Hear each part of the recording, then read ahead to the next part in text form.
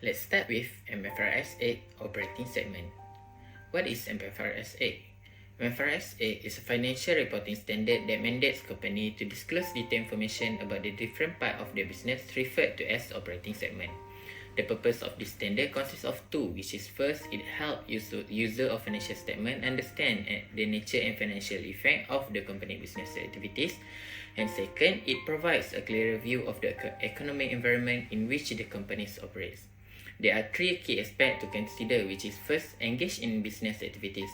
Each operating segment engage in specific activities that generate revenues and incur expenses. Second, the results from this segment are reviewed by the CODM to make decisions about resource allocation and assess the segment performance. And last, discrete financial information. For each segment, separate financial data is available to ensure clarity, allowing stakeholders to better understand the nature and impact of these activities. When identifying operating segment, there are several key factors that differentiate one segment from another, include nature of the product or services, which means segment may differ based on the type of product or service that they provide. Second, the nature of the production process, which means segment can also be differentiated based on how the products are made or what the service that they provide. And last, type or class of customers. Segment may serve different customer group based on income, demographic, or products. Why MFRS 8 is important? It is because it helps seeing which parts perform well, because it helps users identify which areas of the business are thriving and which may need more attention. And second one, understanding risk and return across different segments. It allows stakeholders to assess the risk and return associated with each segment, providing insight into how different parts contribute to overall performance. What is CODM? CODM is identified as a function, not necessarily as an individual with a specific title. The CODM function is allocate resource and also assess the performance of entity operating segment. The CODM is directly involved in operational decision-making process, which means if the board only gives the final approval as a part of corporate, they are not the CODM. Typically, the CODM is performed by the CEO, COO, and also can be conducted by a group and executive director or either individual. There are two examples of CODM. The first one is PM Ismail. He is CEO of H. Berhad. He is responsible for overseeing the operation and ensure a culture of excellence and integrity across all the aspects of the business.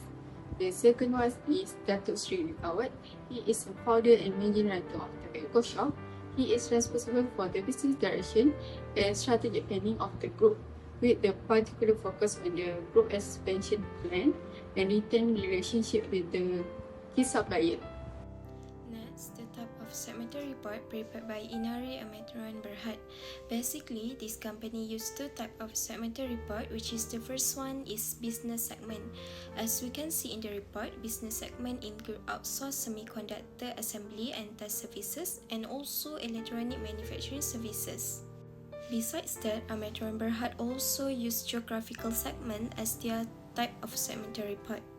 In 2025, the company earned 64.5 million from Malaysia and 1.18 billion from Singapore for its revenue. Then, based on the report, the non-current asset in Malaysia is the highest. This shows that the main operational base is in Malaysia. Now, let's move to the key benefits of operating segment. First, identify potential area for new investment or expansion. Segmental reporting helps companies identify areas with high growth potential or underperformance, which are crucial for making strategic decisions about investment or divestitures. By analyzing the financial result of each segment, stakeholders can evaluate which part of their business may need more investment or restructure to increase profitability. This data can guide decisions about where to allocate resources, such as focusing on high growth segment or explore new markets for expansion. Second one is recognition of potential risks and opportunities. By disclose financial results for each operating segment, segmental reporting allows users to assess how different business units are exposed to various risks and opportunities. A company with diverse operation might have some segments performing well, while others are facing challenges. Segmental reporting make it easier to identify which areas they are at risk, or those that present emerging opportunities for growth. Understanding the financial performance of each segment helps stakeholders recognize where adjustments are needed or where opportunities can be capitalized soon. Now we move to public questions. Bursa Malaysia requires all companies who owe debt to publish their interim financial reports. MFRS 134 interim financial reporting is the Malaysian financial reporting standard that provides the guidance for preparing financial reports for periods shorter than full year, such as quarterly or semi-annual reports. The objectives are to ensure that the interim reports have a minimum content and prepared using consistent recognition and measurement principles. It also wants to make sure the information is timely and reliable. Next, we move to the status. It is not mandatory, but for listed company under Bursa Malaysia, it becomes mandatory through the listing requirement, which require quarterly reports to be submitted within 2 months after each quarter. Lastly, basis of period, MFRS 134 requires that each interim period be treated as a discrete reporting period, which is the discrete method. That means that it should be viewed as a separate period, standing on its own rather than just a fraction of full year. For the question 2, I will pass to Husna. There are two simple events that affect financial position and also performance. First one is dividend. For example, on 24 October 2025, the company declared an interim dividend of 0.5 per ordinary share for the ended 31st May 2026. The dividend declaration is material event that require disclosure in the note to the financial statement to ensure all the users have the relevant information. And the second event is foreign exchange loss. For example, net foreign exchange loss of 444 million. This will affect the SOPL, which reduce the company total comprehensive income for the period. And in the SOP, this reserve reduce the total amount of shareholder equity. For our last question, which is question 3, we choose Mr. DIY Group Berhad, and I will explain the interim reporting period for Mr. DIY Group Berhad for both current and comparative interim period. For the first one, which is reporting period, for current interim period, it covers from 1 January 2025 to 30 September 2025, while comparative interim period, which is previous year, covers from 1 January 2024 to 30 September 2024.